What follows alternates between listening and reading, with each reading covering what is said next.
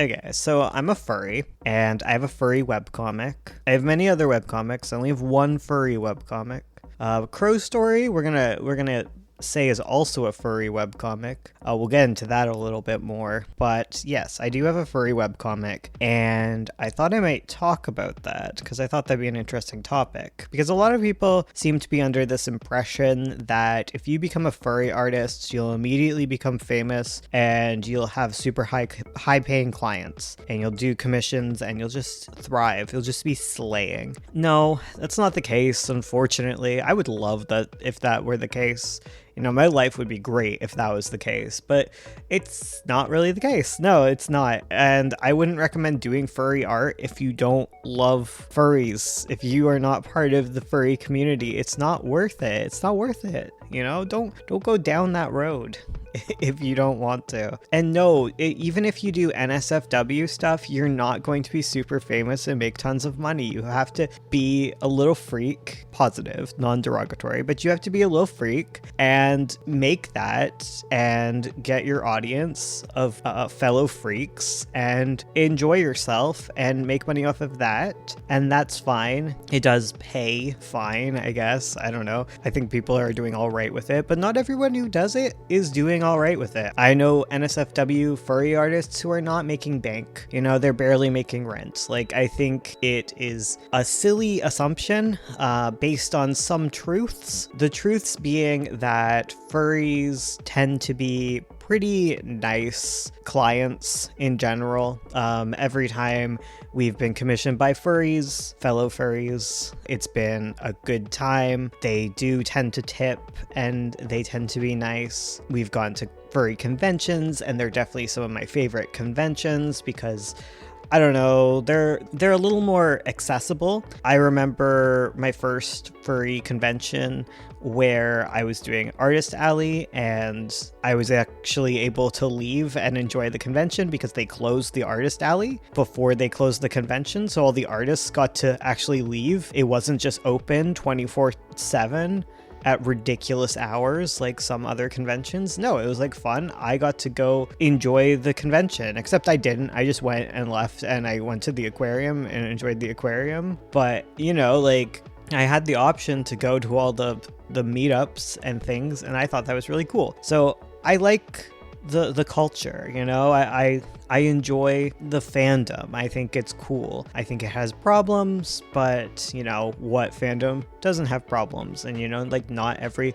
furry commissioner is going to be perfect, you know, and I've had plenty of other commissioners who are lovely non-furries, and I think that's just cool. I think it's all neat. I think it's good. And when it comes to comics, starting a furry comic has done better than my human comics. I don't want to compare it too much to the Books of Avo because the Books of Avo is a mixture between a novel and a comic, so I could see it turning people off. It's also a GL, which, you know, I don't know how well a furry GL would do, so maybe I can't compare it there.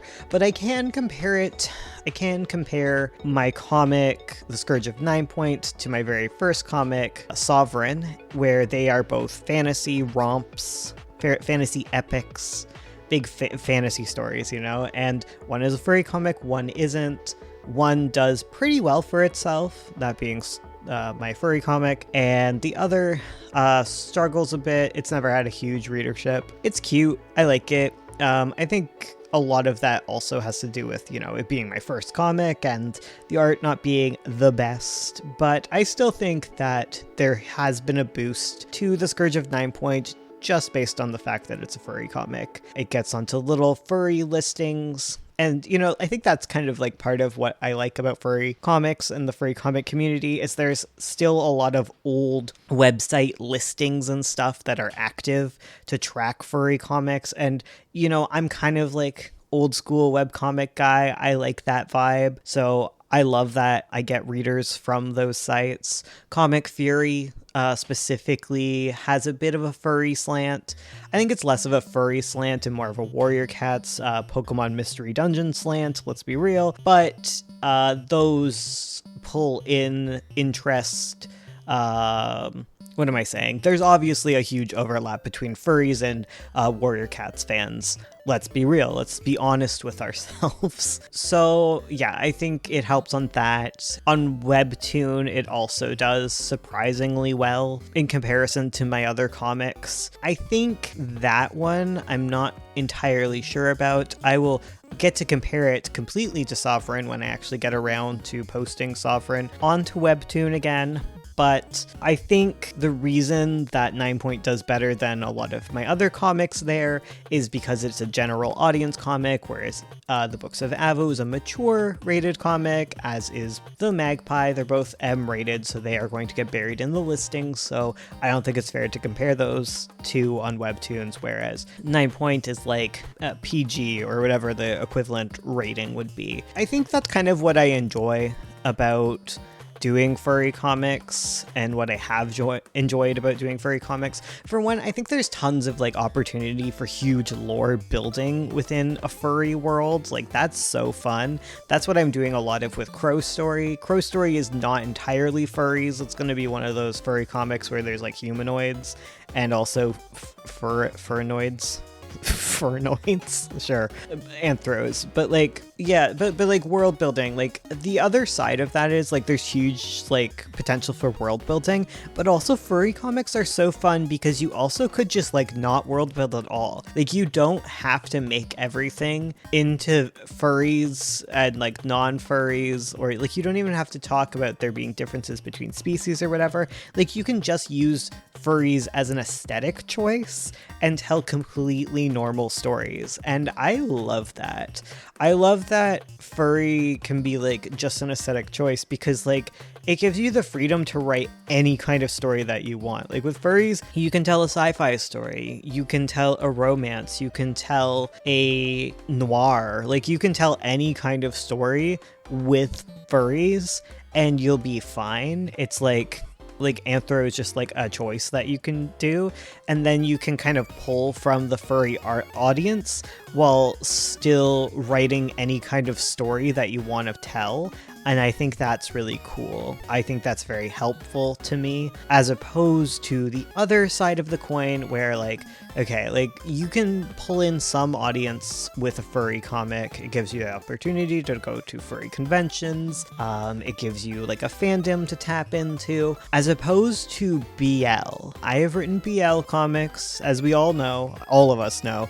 The Crow Story is going to be a BL. It's going to be a furry BL story, but the BL is going to be with cute elf boys, because I don't think people want furries kissing. You know, furries can also kiss, but they won't be like the main center stage of my secret plan to make people go to Crow Story because they think it's like all BL, but actually it's a furry comic, and then I'll attract the furries into the story. So that's my huge secret plan.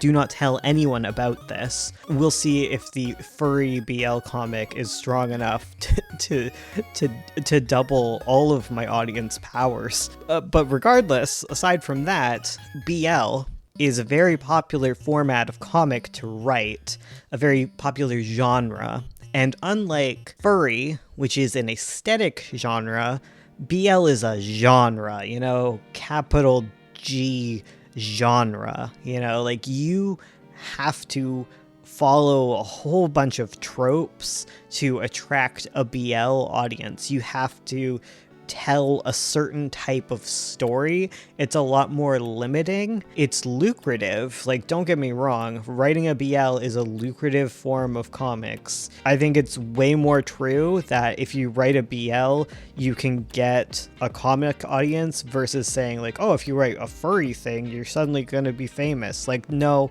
that's not true. The BL thing, a little true. If you can draw in a way that's appealing to an audience and you can draw BL, like, you're gonna do great. There's a high likelihood that you will do well with a BL comic. It's just real.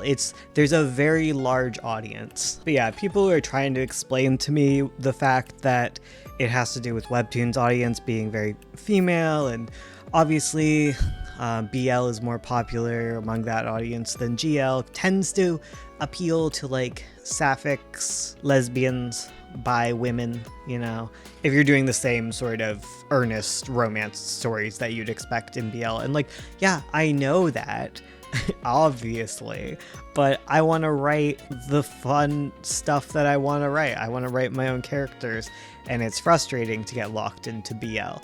And that's the point that I was talking about in my other video. I don't know why I'm bringing it back up here.